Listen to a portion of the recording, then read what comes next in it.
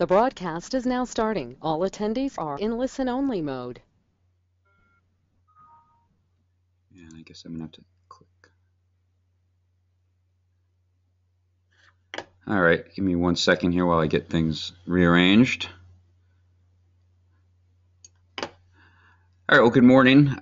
This is Jim Raffle with Color Metrix, and we are here for Color Conversations Episode 2, which is our color blindness correction episode. Shelby, can you just confirm for me that you're seeing the Color Conversations Episode 2 slide? I am, but it looks like you're in edit mode in PowerPoint. Huh. Give it a second. I think we might just have a little bit of a lag. Okay. Because I am sharing my main screen. Yeah. There it is. Okay. Yeah, we have a lag today. All right. So we'll just have to keep that in mind. We want to thank everyone for joining us. And we have with us a special guest who we will get to in a moment. So let's just jump into this.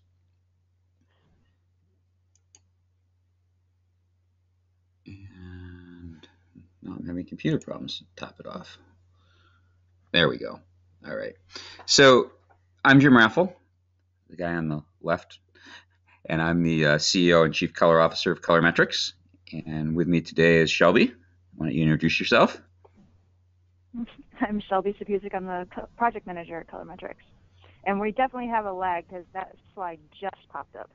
Okay, good to know. We'll just keep that in mind. So I always like this picture of Shelby because it shows her with a newspaper. And what she hasn't mentioned is she had 17 years in the newspaper industry, doing almost every job under the sun, except maybe running the press, before joining us 4 years ago. I think it's 4 years ago. Yeah. It was 4 years in February. So she's spent some time looking at color. And our other guest, and I'll start talking about him while we wait for this lag to catch up, is Phil Gerbershak. Why don't I let you introduce yourself, Phil? Sure thing, Jim. Well, it's fun to be here. Currently, I am the Director of Social Strategy for a software company based in Silicon Valley called Actiance. We provide active compliance, social selling, and a lot more. And in the past, I ran a social media agency focused on training and enabling salespeople and financial professionals on how to use social media more profitably. And I've written a couple books, and I think that's actually where we met, guys, was when I was working on the Twitter Works book with Joe and Scott, doing the research, right, for research for the book before we even knew that there was going to be a book. So, yeah. Yep, fun. absolutely. So, and I think I have that book on my bookshelf. I do too. And awesome. I think you're with us today, Phil, because you saw our post about this. I guess you read the blog post about this episode, and you reached out to me on, I think, Facebook, and said that you actually have some color blindness. So I do. So I'm looking forward to you telling us what you see on some of these slides where we see them differently than you. So it's going to be fun. Definitely. Yeah, it should be interesting. I didn't learn I was colorblind until I was 17 years old trying to join the Navy and being a nuclear engineer. So it's it'll be fun to see what I see or don't see today. Yeah. All right. So the next slide, which hopefully you guys are seeing, it just basically says what is Color Conversations, and we kind of went through that real briefly. Each month we do post a blog or an article on our blog pertaining to color, and it's not necessarily about selling our software, although we'll get a little plug in here at the end. It's just more about interesting things about color, because the more you know about color, the more you realize that measuring it and verifying it are important aspects of the process. So, and then at the end of the month, and obviously this is March because we were dealing with a short month and a lot of travel in February, we typically hold a webinar that, it runs however long it runs, but less than an hour. So, and this month, just as kind of a refresher to people, we're going to be talking about some lenses made by a company called EnChroma, and these three images are showing what people like Phil would see normally, what Phil would see with normal sunglasses, and then what he would see if he used the EnChroma CX lenses. And we would actually also see that if we use the EnChroma CX lenses. Colors would seem even more vibrant and more explosive almost. and we'll get into why as we go through these slides. So there's a couple ways to join our conversation. You can type your questions into the comments or the questions box that is part of your GoToMeeting webinar control panel. So if you look at your control panel, kind of scroll down, look for the sections that says questions. You can maximize that, which I haven't done, and you can ask us questions there, and we will either work them into the presentation or answer them at the end, and some of them we may choose to answer offline if that's more appropriate. We'll also be asking, oh, actually we're not. We sometimes ask poll questions, and those will pop up, but we're not using those today. And Shelby will monitor the @Color Metrix account and the Color Convo hashtag on Twitter should you choose to reach out to us that way. All right. So we're going to pretty much do this the same way every month too. We're going to get the conversation started, although next month actually it should be, well, I guess we both have to answer this one, Shelby, because you did find the topic, but I wrote about it. So how did you find out about EnChroma and their exciting new lenses to correct for color blindness? Well, first of all, I want to kind of explain where we came up with Color Conversations, because when I took over basically maintaining and writing for the blog on Color Metrix, we used to do a lot of me posts. We're going to be at this trade show. We've got a new feature on our ProofPass software, so on and so forth. And I came up with kind of an idea, I think it was last year I started it, where every once in a while, sometimes it was every month and sometimes it was every other month, I would come up with a topic that was more educational and had pretty much zero to do with any kind of promotional me. And we did things like, where did the color reflex blue come from? Why are movie posters basically blue and orange? Those types of things. And all those can be found on the blog now. They're just archived. But so this year, we decided we're going to do this once a month, and we're not doing a whole bunch of me. And since I've been researching all sorts of topics, since we've dedicated or committed to doing it once a month, Facebook got really smart, because I started Googling color news and color theory, and all of a sudden I have all these little ads pop up on Facebook, much like anything I Google on Amazon pops up there too. So yeah, that's where it came from. It just showed up on my stream one day on an ad. Oh, I think I lost Shelby. Oh, yeah, you. I think we're just having bandwidth issues all around today. It sounded like you cracked in and out a little bit, but okay, great. I thought a good thing to do for this webinar would be to do a little bit of basic color theory so that people could understand how the human eye works, and incidentally also how color measurement instruments work, and then at the end how the lenses from EnChroma work. So the human eye is really the best comparison or color comparison tool out there. At least it can be, and it works in a very simple way. You have to have a light source. In this case, we've got the sun. If our slides have caught up, we've got a couple objects, some square boxes with question marks in them, and I can see that those two are two different colors of green. And then we have the receivers, which in this case is the human eye, and the brain all combined. And you can see that inside this guy's head, we have two boxes that are green, and they're different colors. So that's in essence the real 10,000-foot view of how color works, how the eye works. So what happens inside the eye? There's this area, well, probably learned in high school biology that we have rods and cones in our eyes.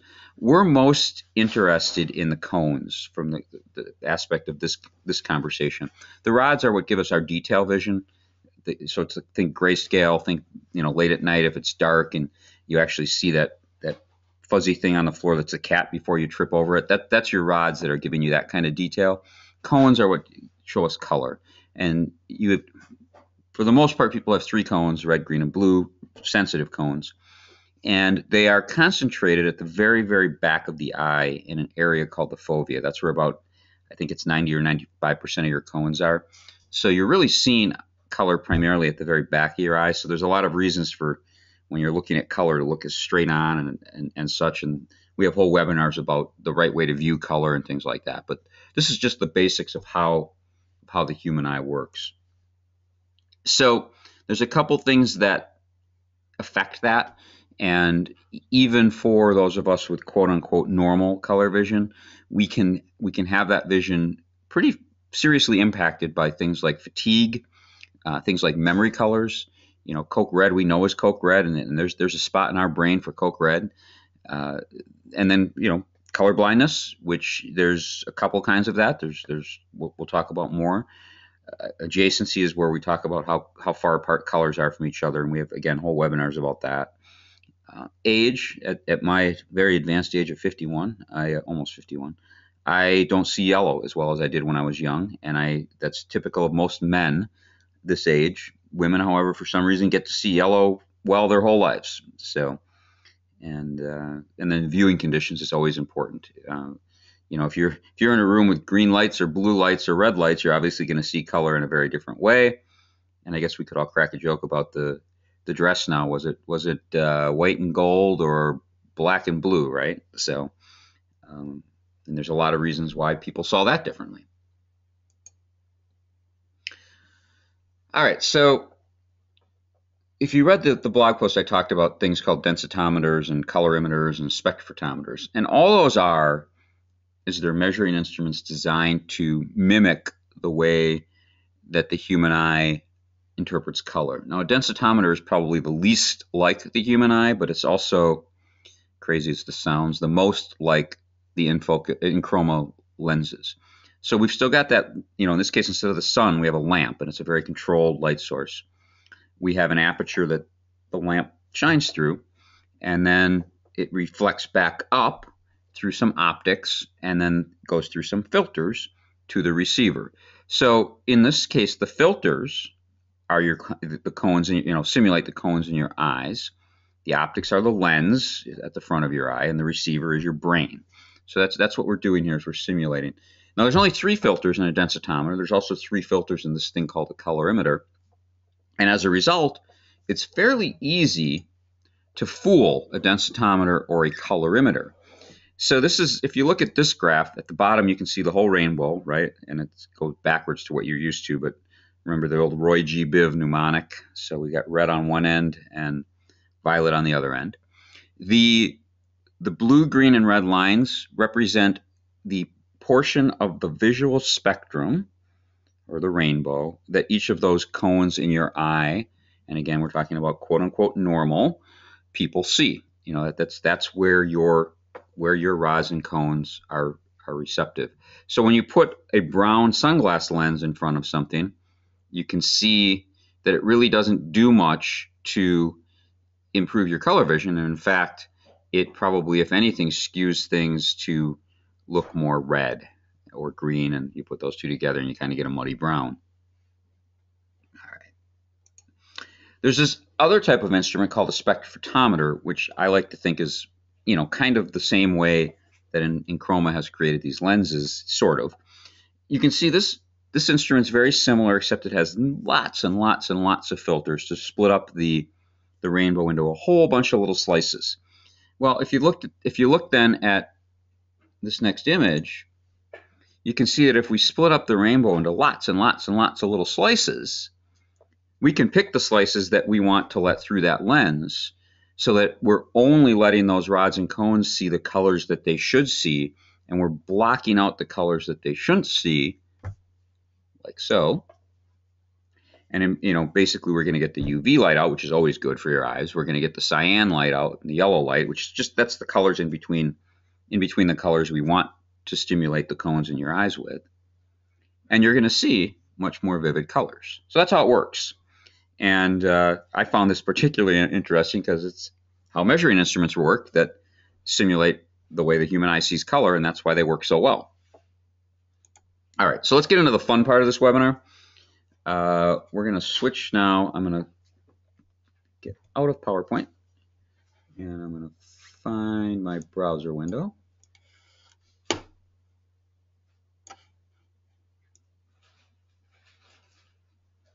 And we are going to start, just so this is the EnChroma website, and on their website they have a colorblind test. So we're going to go through this test, and we're going to have Phil give us the answers.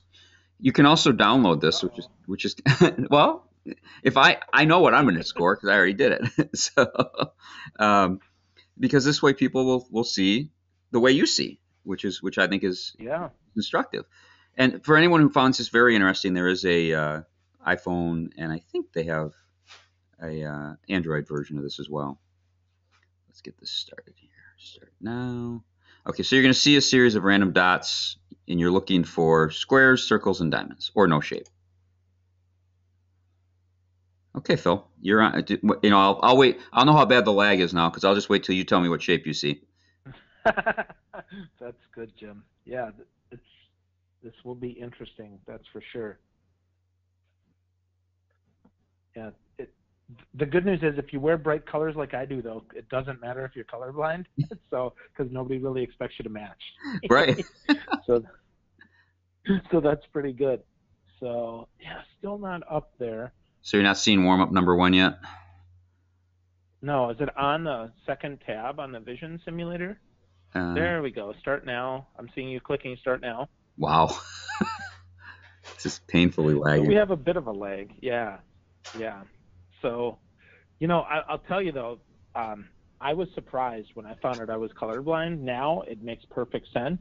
But until someone actually diagnoses you, you think that everything is exactly normal because things were not black and white. There's multiple types of color vision deficiencies, and I do know people who only see in black and white, but that is not usual.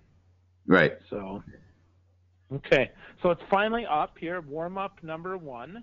What do I see? So I see okay, so we're looking for the colored circle. That's what I'm seeing here around that. It's you see a circle? Purplish.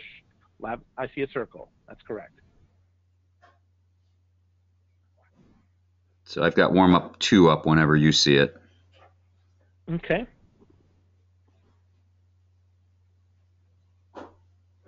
We may not go through all of these. Yeah, that's okay. I wonder how bad as many as we can. I wonder how bad the slides were off on the lag. Oh well, technology.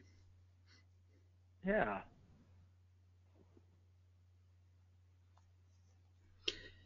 Yes, you do wear bright colors, and you always have bright glasses too.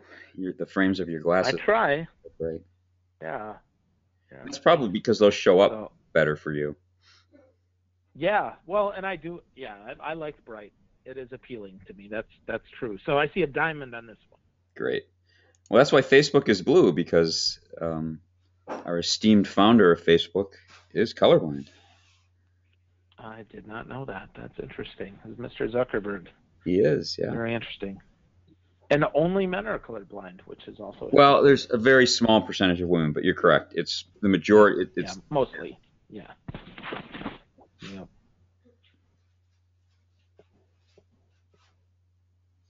So this is warm-up number 3. Here we go. Here we go. And what the heck is that, man? Boy, that is a very strange shape. I can't even tell what that is. I see... Well, it would either be... I actually don't see any colors. There you go. So you see nothing. Yeah, I see nothing. Now we're on to the actual test. So this is trial number 1. Awesome. I've been studying my whole life for this test, Jim.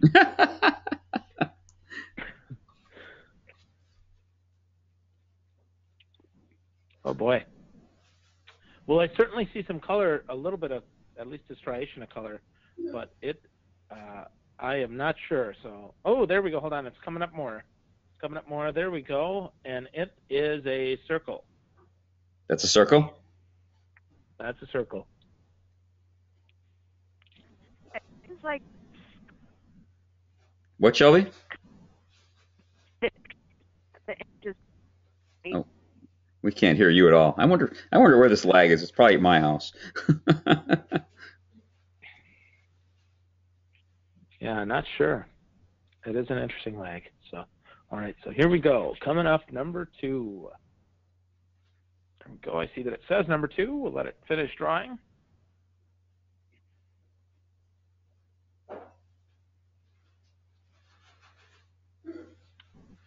Wow, and this looks like the 3rd sample, so it looks like nothing to me. Nothing? Okay. Nothing. I've got number 3 up. Okay.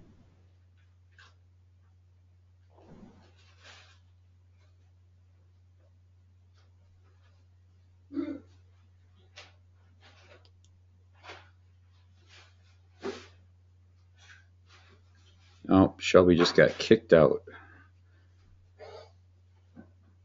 Hopefully she'll find a way back in. Okay. So number 3. You got it? Okay. I was wondering when it would come up there. Yep, number 3 also looks like nothing to me. Okay. I will tell you, Phil, that I was able to see a diamond. Oh boy. Sure you were. Not a clue, man. I don't even see where you would make that out on this. That is really interesting. What color is the diamond? I went to the next one. It was like I can't remember. It's like a bluish turquoise. Interesting. Can you guys? I got kicked out, but I'm back. Yeah, we saw that. Yeah, you were trying to talk and you got kicked out. Yeah. You set that up on purpose. There we go. Okay, so now it's a blue diamond. Now I see a blue diamond. Yeah, that one's pretty. See, that's interesting because that's like a bright color that I could see you having sunglasses that color. Yep, I would totally rock that color.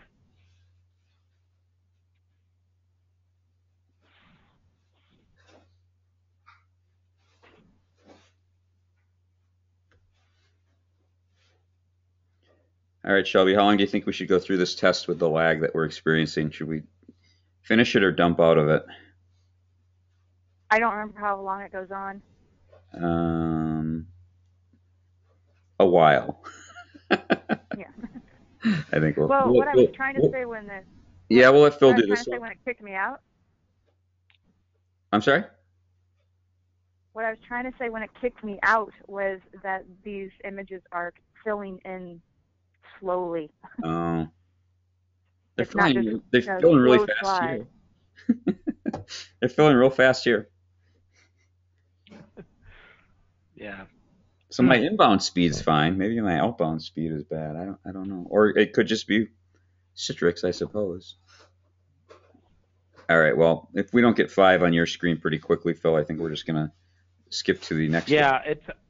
It kind of looks circular, but I can't tell if it's fully filled in or not. So I'm gonna guess circle, Jim. Okay. But we'll dump out. It was actually a square, and you were seeing it was like pink though. Were you seeing that? I see. Looks more almost like a magenta. Okay. Yeah, than it does anything. Yeah. Yep, that was right. So that's the way that test works, and obviously anyone who wants to test themselves, you just go to EnChroma. No, I don't want to join your newsletter today. You can just go to EnChroma.com, and it's on there. They have a color. I tweeted out the link. You did? Okay, excellent. Yep. So this is the next website I wanted to go through, and this one is kind of fun. And I need one of you to tell me when you see the Visual Simulator normal view.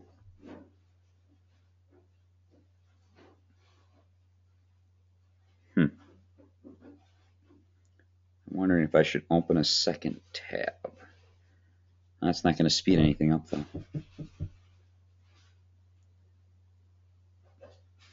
So you guys are still seeing the EnChroma color test? Now I'm seeing the simulator. Okay. And it says normal view down here? It does. Okay. So, and Phil, I'm not sure, honestly, that you're going to... What color does this look to you right now, this starfish? That's kind of reddish orange. Okay. Someone with and you mentioned all the different kinds of colorblind? Here they are. Yeah, yep, there we go. So I'm just going to do an L-cone reduction because that's the most common. 6.3% of the males have that. And again, I don't know how long it'll take for you guys to see it, but when it's done rendering, it should say simulation of red-green deficiency. Okay, I see it. Looks the same to me. It looks the same to you. And yeah. Shelby, how about you? Does it look the same? Oh, she got. It looks. Can you hear me? Yeah. Okay, it looks more on the brownish side to me. So you saw a pretty big change then. Yeah. Yep. That's interesting. So that's for people who are in the audience. you just got to experience firsthand that, this is what Phil sees all the time, and this is what we see all the time. So Shelby, that got a lot redder for you, right? Hopefully. This did, yes. Okay. So let's pick a different image.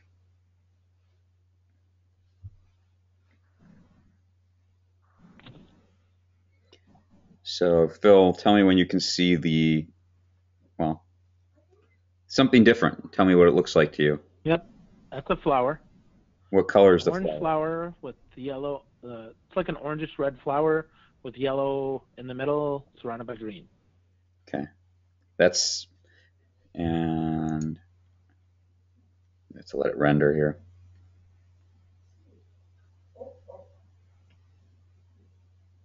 So again, this is a link that we can make sure people get out, either Twitter.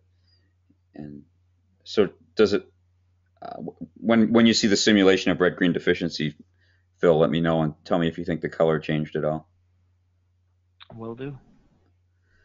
So we'll share these links in the webinar follow-up for those that you took the time to attend with us. And I think we'll put them in the comments of the YouTube recording.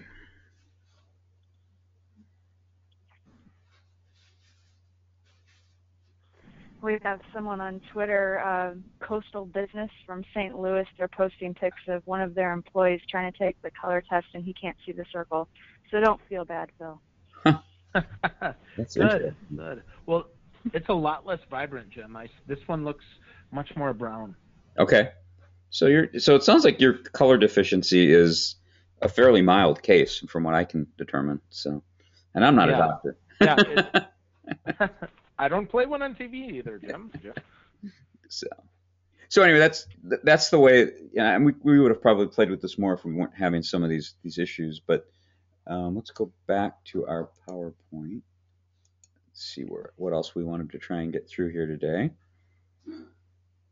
Oh, it's got me. I got to swap again. So you guys are going to get to see everything. All right, and I'll get to the next slide. We already did that. And all right. So Shelby, let me know when we're at proof pass is not colorblind. So while we wait for that slide, basically one of our pieces of software that we sell is called Proof Pass, and Proof Pass is not colorblind, at least no more so than a measuring instrument could be. And again, if you read my blog post, there are situations where instruments do become colorblind. They get out of calibration. If it's an older instrument that uses what they call these old gelatin filters, the gelatin filters age, they dry out, they crack, and basically the instrument becomes colorblind. But a properly maintained instrument is not colorblind, and since we're collecting data from an instrument that's not colorblind, we can use software to do very detailed color analysis. So even if Phil worked in the printing industry and part of his job was evaluating color, as long as he had valid numeric references, one of those is the LAB color space, for each of these color swatches that we're displaying on this slide when it comes up, he could look at this pass or fail status in our software, and he could know that the product is reproducing in such a way that those with, again, quote unquote, normal color vision are seeing it as they should. So that's one of the advantages of using a piece of software that does color calibration, color verification, and color process control. Shelby, did you want to add anything to that? No, I guess you did touch on it. Just, we have people going through this color blindness test, and I don't want everybody to be like, oh my gosh, I can't do my job anymore. But I think what you said verified that. Right. It's one of the things we say in our other webinars is that instrumentation and software give your eye an assist. I think basketball or any sport where one guy makes the basket, but he couldn't do it without the other guy who gave him the assist. And that's really, the software can't do it alone either, really. It's got to have a human to set things up and to potentially interpret the results. But with software and instrumentation, the human can do a much better job of color calibration, verification, and process control. So hopefully that slide came up and you guys got to see it at least for a minute here. All right, so our last slide is the connecting with Color Metrix slide, and I'll wait till that pops up. But we've got our website on here, we've got an email address, we've got the Twitter handle that we just talked about, and oh yeah, I forgot we have our Facebook page as well, which is how Phil found this article probably. And with that, I will, Phil, if you have any parting words, this would be a good time. I'll also remind our webinar audience that you can ask any questions you might have in the questions portion of the GoToWebinar control panel. And we'll give you guys a minute or two to get some questions in if you have them. Otherwise, Shelby, did you have anything? Jim, I did want to add one. Oh, yep. I'll add one thing, and that is, as you mentioned, color deficiency can be overcome, but it's not like you're going to see the right colors. So there's still tools that help you be better, do things, and you may not even know that you have a color deficiency. And if people tell you that your brown socks don't match your green pants, like they did me, or if you're watching fireworks and they look white and it's actually purple or a color that you don't see, you may want to get tested to find out if you have a color deficiency or not. And these sites are a good way. Now, they didn't have these 25 years ago when I was getting my vision tested. So it's kind of nice, and it's also maybe a good way to see where your vision has changed over the years as well, because as you get older, as Jim mentioned at the beginning, that your color deficiency may change. So don't take that for granted, and don't think that it doesn't change. That's a really good point, because color vision does change over time. It does. So, all right, well, I don't see any questions coming in today, which means we did a really good job, or we put everyone to sleep. So I think what we're going to do is wrap this up, and we'll say thank you again, Phil, for joining us as our guest this month. And totally my pleasure. Shelby, yeah, for sure. Shelby, I think, is off on vacation tomorrow, so thanks for joining us on a day when I'm sure you're trying to get ready. And we look forward. Thank you. No problem.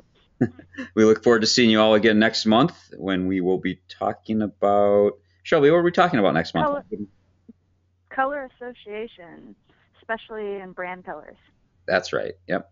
Color association. So that's going to be a good one. I actually just proofread that blog post last night. So, all right. Thank you, everybody, and have a great rest of your Tuesday. Yep. Take care.